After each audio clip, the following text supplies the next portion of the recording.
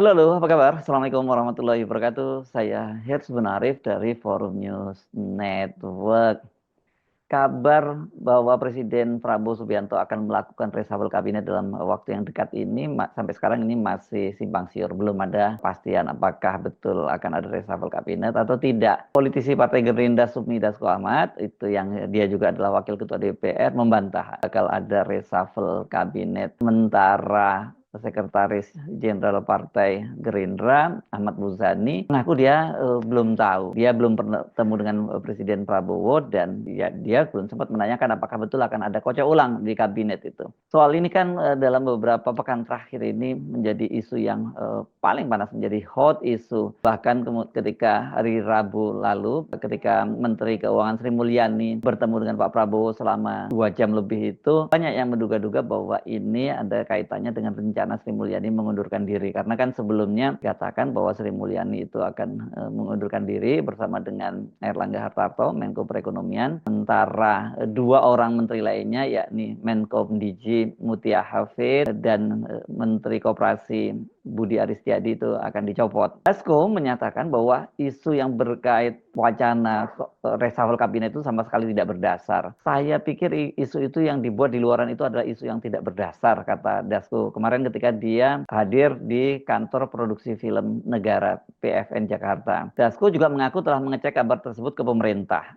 Diksinya agak aneh ya kalau yang mengeceknya kepada pemerintah. Menurut dia dalam waktu dekat tidak ada wacana untuk mengkocok ulang kabinet. Dasko juga memastikan hubungan Presiden Prabowo dengan Sri Mulyani baik-baik saja. Nah, kata dia kan itu terlihat dari pertemuan keduanya di buka puasa bersama Menteri Kabinet di Istana Kepresidenan beberapa waktu yang lalu. Tapi kalau kepada Ibu Sri Mulyani saya belum sempat bertanya, itu kata Dasko. Tapi kalau melihat pertemuan buka puasa yang seperti teman-teman lihat di media, keduanya penuh keakraban. Sri Mulyani seperti saya sebutkan tadi memang hari Rabu kemarin itu bertemu dengan Pak Prabowo di Istana Kepresidenan. Itu pertemuan berlangsung selama 2 jam, mulai dari pukul 17.15 sampai pukul 19 lewat 10 menit, dan itu dalam kegiatan itu diselingi dengan berbuka puasa. Kepada wartawan, Sri Mulyani menyatakan bahwa dia menyampaikan soal APBN dan juga beberapa perkembangan perekonomian lainnya, dan memang kemudian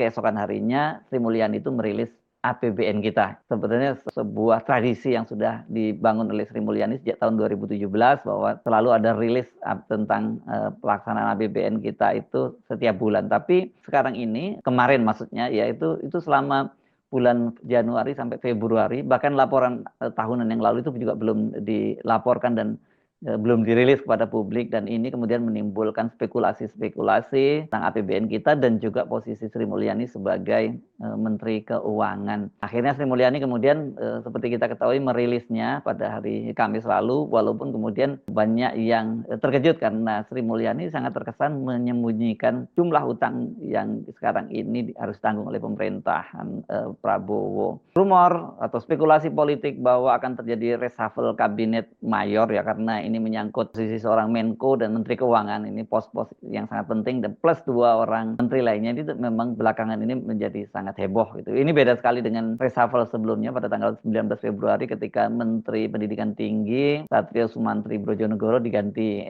oleh Profesor Brian Juliarto, ini sama-sama dari ITB. Pada waktu itu lebih pada kelihatannya persoalan personal dari Pak Satrio sendiri, di demo oleh para karyawannya karena melakukan kekerasan verbal maupun fisik. Tapi di luar itu juga Satrio dinilai dia gagal mengendalikan kampus dan dunia kemahasiswaan karena berlangsung unjuk rasa Indonesia Gelap yang berlangsung besar-besaran di seluruh Indonesia. Dan seperti dikatakan oleh Profesor Satrio Sumantri Brojonegoro bahwa dia diberitahu oleh Mayor Teddy pada waktu itu, pangkatnya seperti itu, bahwa Pak Prabowo itu alergi dengan unjuk rasa itu. Dan ini kemudian dibantah oleh Menteri HAM Natalius Pigai. Nggak tahu dari mana, apa dasarnya Pigai membantah itu, karena ini kan ya harusnya yang membantah Teddy ya, karena percakapan itu terjadi antara Teddy dengan Profesor Satrio. Nah, dan kemudian kalau yang soal sekarang ini kan pos-posnya yang bakal di reshuffle sangat besar. Sri Mulyani dan Airlangga Hartarto dikabarkan mereka mengundurkan diri, sementara Mutia Hafid dan Menteri Koperasi Budi Aristiadi itu dicopot. Pengganti-penggantinya juga sudah disebutkan, misalnya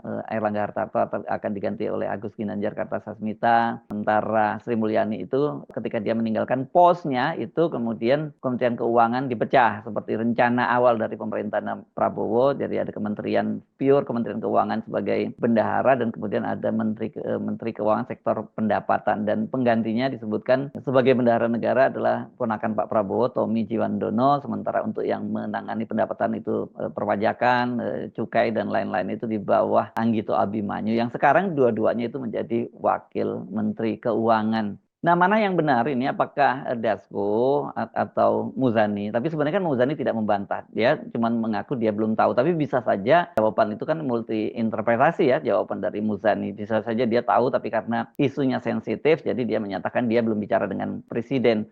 Kenapa? Karena mundurnya Sri Mulyani ini tentu saja akan dampaknya setidaknya itu yang akan terasa langsung ke harga saham gabungan di Bursa Saham Indonesia ya. Dalam beberapa pekan terakhir ini kan IHSG itu raportnya merah terus, ini dipicu mulai dari rencana pembentukan Danantara dan kemudian beberapa isu ekonomi lainnya, dan tentu saja kalau kemudian betul Sri Mulyani itu akan mengundurkan diri, dampaknya memang akan IHSG pasti akan sangat terpukul. Jangankan Sri Mulyani mengundurkan diri, kabar ini saja, rumor ini saja itu membuat IHSG itu terus turun. Yang terbaru ini dampak dari rilis APBN itu juga kemarin indeks harga saham gabungan itu rontok. Padahal ini karena penutupan pasar saham ya hari Jumat. Jadi kita tidak tahu perkembangannya hari ini seperti apa. Setelah kemarin itu, setelah Sri Mulyani sehari sebelumnya menyampaikan rilis soal APBN kita itu pada hari Kamisnya tanggal 13 Maret kan, kemudian pada hari Jumat 14 Maret 2025,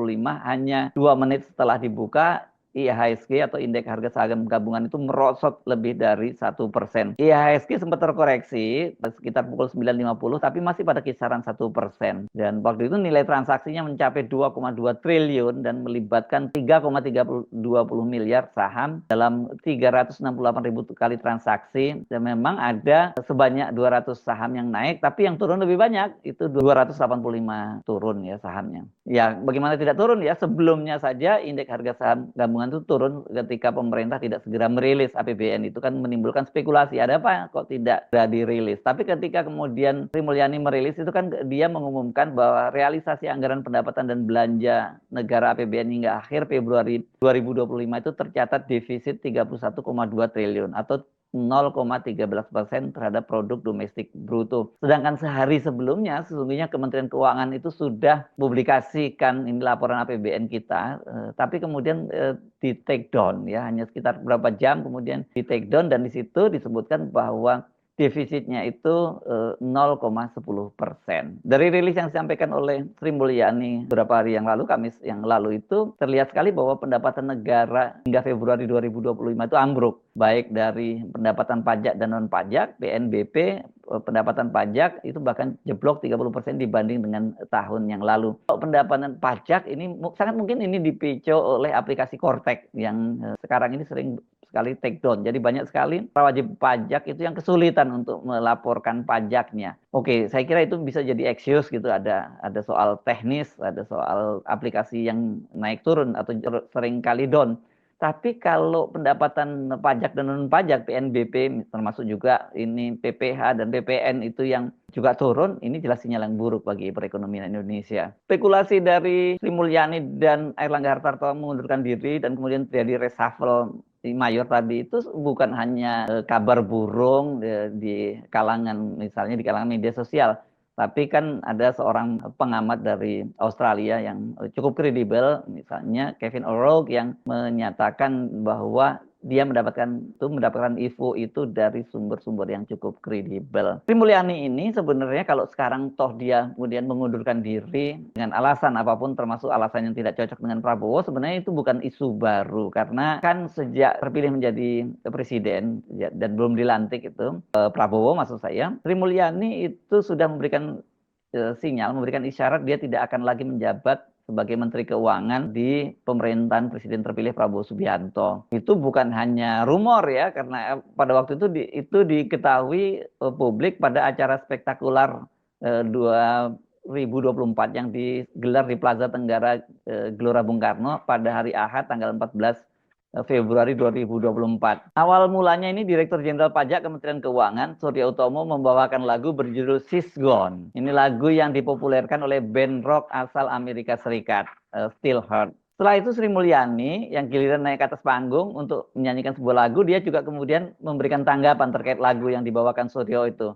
Bahwa kata dia lagu itu ditujukan untuk dirinya. Tadi lagunya She's Gone, itu lagu untuk saya, I'm Gone, kata Sri Mulyani sembari melambaikan tangan pada acara spektakuler 2024. Jadi kan sebenarnya clear ya isyarat dari Sri Mulyani. Bahkan itu juga dilakukan oleh Sri Mulyani ketika dia melakukan outbound, semacam perpisahan juga dengan para pegawai di kantor Kementerian Keuangan. Waktu itu sejumlah nama disebutkan akan mengisi posisi Sri Mulyani sebagai Menteri Keuangan.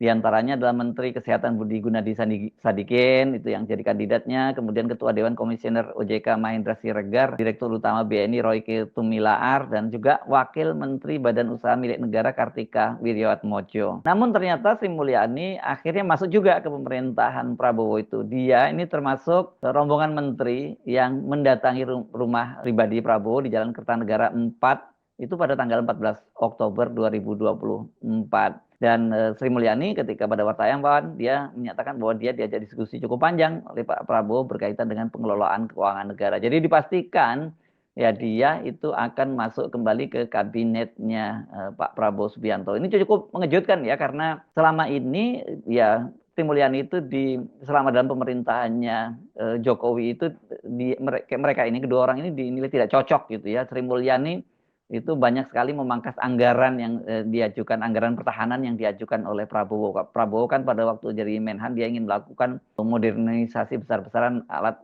pertahanan negara, alutsista negara gitu ya.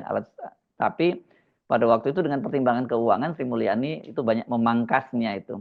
Dan itu juga diakui oleh Prabowo ketika dia menjadi presiden.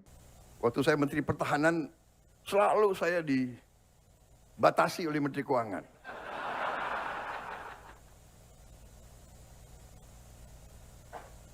Sekarang yang lemes Pak Safri Samsudin.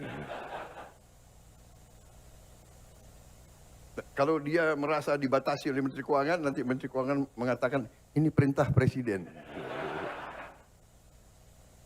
Setelah saya jadi Presiden, saya harus mikir, ya kan? Pertahanan sangat penting, tapi anak-anak ini harus makan. Iya kan?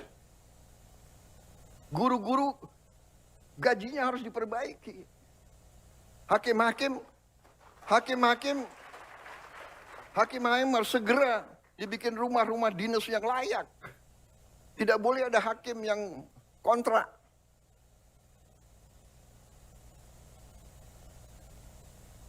Menteri Perumahan ngangguk-ngangguk.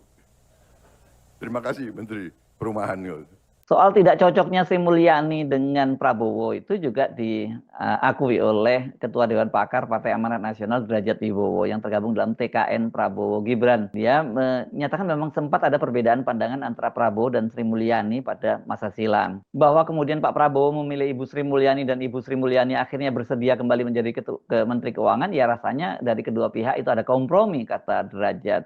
Sebelum dilantik itu Prabowo dilantik menjadi presiden, ya Prabowo Subianto memang sudah mengusung target-target yang sangat ambisius gitu. Dalam sebuah pidatonya misalnya Prabowo menyatakan dia optimis pertumbuhan ekonomi Indonesia itu bisa mencapai 8% dalam kurun waktu 5 tahun ke depan. Sementara Sri Mulyani itu kekeh bahwa pertumbuhan ekonomi Indonesia ya sekitar 5%. Dan sekarang katanya termasuk soal target pertumbuhan ekonomi ini yang menjadi pemicu mundurnya Sri Mulyani. Karena dia berbeda dengan Menteri Bappenas, Rahmat Pambudi, yang ini merupakan orangnya Pak Prabowo, yang tetap mematok bahwa pertumbuhan ekonomi Indonesia itu ke 8%. Tapi Sri Mulyani tetap bersikukuh bahwa maksimal itu bisa dicapai pertumbuhannya hanya 5% saja. Selain itu Sri Mulyani juga dikabarkan merasa bahwa perannya itu mulai dikebiri. Misalnya termasuk dalam pemangkasan anggaran itu Sri Mulyani ya tahu-tahu dia udah tahu bahwa sudah hanya diberitahu bahwa pos ini dipangkas, pos itu dipangkas. Itu kabar yang berkembang seperti itu. Nah, belakangan ini ya rupanya mungkin sudah semakin memuncak sehingga Sri Mulyani itu memutuskan mengundurkan diri. Nah, jadi pertanyaan kalau kemudian sekarang ini pernyataan atau isu-isu yang berkembang itu dibantah oleh Dasko, apa kompromi-komprominya lagi antara Sri Mulyani dengan Pak Prabowo? Karena kondisi perekonomian sekarang itu benar-benar sangat berat dan efisiensi yang dilakukan oleh pemerintahan Prabowo itu dampaknya itu tidak hanya semata-mata itu jadi efisiensi, tapi berdampak pada ketersediaan lapangan pekerjaan, kemudian juga pertumbuhan ekonomi dipastikan juga akan berat untuk mencapai 8%, karena kalau misalnya transfer anggaran ke daerah itu juga dipangkas, padahal selama ini kan banyak daerah-daerah itu yang mengandalkan pertumbuhan ekonominya itu dari APBN, ya itu pasti akan sangat berdampak besar. Dan ini secara nasional dampaknya juga pasti akan menghambat ambisi dari Pak Prabowo yang menginginkan pertumbuhan mencapai 8%.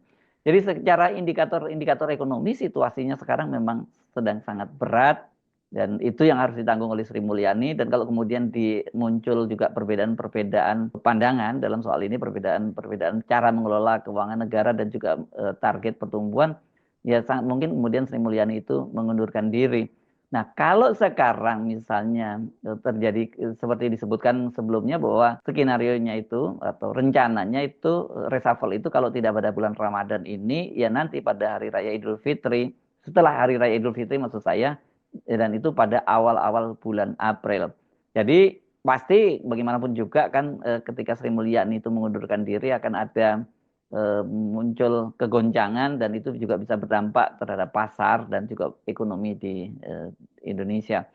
Jadi apakah kemudian pernyataan Dasko ini bisa kita simpulkan bahwa Sri Mulyani dan Airlangga Hartarto itu tidak jadi mundur dan kemudian Mutia Hafid dan Budi Aristiadi itu tidak jadi dipecat, tidak jadi dicopot? Saya kira kita belum bisa menyimpulkan semacam itu. Karena pernyataan Dasko tadi juga bukan sebuah kepastian. Ini kan dari dia, misalnya dia menyatakan dia mendengar, dan kita tahu walaupun kita tahu bahwa Dasko ini kan salah satu orang dekatnya Pak Prabowo. Jadi kalau dia menyatakan semacam itu, dia bukan sekedar nguping ya. Ini dia pasti mendengar sendiri dari Pak Prabowo. Tetapi apakah dalam kasus itu betul-betul dia mendengar pernyataan dari Pak Prabowo bahwa tidak dalam waktu dekat ini tidak ada reshuffle kabinet, atau itu ya karena kesadaran dia melihat bahwa kalau kemudian isu reshuffle ini berlanjut dan apalagi kemudian terjadi reshuffle betulan, ini bisa berdampak serius terhadap perekonomian Indonesia. Saya Hersubun Arif dari Forum News Network. Sampai jumpa lagi. Assalamualaikum warahmatullahi wabarakatuh.